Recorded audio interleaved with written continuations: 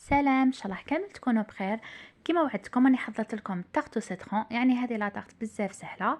واش نحتاج في المقادير؟ هنايا عندي 250 غرام زبده تكون طريه، نزيد نضيف لها كاس ناقص 2 اصبع سكر ناعم ونخلطهم مليح بيدي. من بعد نضيف 2 صفار مع حبه كامله ونخلط. نزيد نضيف 2 مغارف كبار لا مايزينا النشاء ونخلطها مليح. من بعد نزيد نضيف 2 مغارف كبار زيت ونخلطها. نزيد نضيف مغرفه صغيره لافاني. في الاخر نجمعها بالفارينه ونزيد نضيف لها مغرفه صغيره ماشي معمره بزاف خميره الحلويات. كما راكم تشوفوا جات طريه. نحطها في كيس بلاستيكي ونخليها ترتاح. بعد ما ارتاحت نفتحها كما راكم تشوفوا ونجيب هذا القالب كنت رشيته بالفارينه. نحط العجينه نسقمها مليح خصوصا في الاطراف هكذا كما راكم تشوفون. نقطع كامل ديال العجينه زوائد بالموس، نثقبها بالفرشيطه وندخلها للفرن الطيب.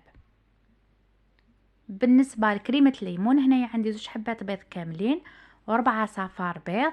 نزيد نضيف 300 غرام سكر عادي ونضيف 4 مغارف صغار لا مايزينا النشاء ونخلطهم مليح بالباتور.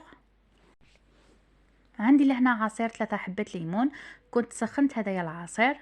نزيد نضيف الخليط للعصير ونعاود نخلطه مليح بالفوي. من بعد نعاود نرجعه للفرن نقعد نخلط حتى وين يثقل، يتسمى حتى وين يعقد، حتى وين تشوفوا هذوك الفقاعات كما راكم تشوفوا. هاوليك بدا يدير الفقاعات. هنا نطفي عليه ونضيف له حوالي 2 مغارف صغار زبده نخلطها مليح. من بعد نفرغها في صحن ونحط عليها ساشي باش ما تكونش هذيك الطبقه. بالنسبه للمورينغ اللي هنا عندي 4 بياض بيض. زيد نضيف قرصه تاع الملح ونضيف 160 غرام سكر عادي ونقعد نخلط هكذا حوالي ربع ساعه كما راكم تشوفوا. هايليك بعد ما طلعت في الاخر نضيف لها لافاني. هايليك بعد ما طابت الان نحط كريمه الليمون ونعمل كتزيين، يعني كل واحد كيفاش يحب يزين. في الاخر راني حنحرقها كامل بالشاليمو، واللي ما عندها شاليمو عادي تقدر تدخلها للفرن. لحقنا لاخر الفيديو، ان شاء الله تكون عجبتكم طريقتي في التحضير. قلكم سلام وتهلاو في رواحكم.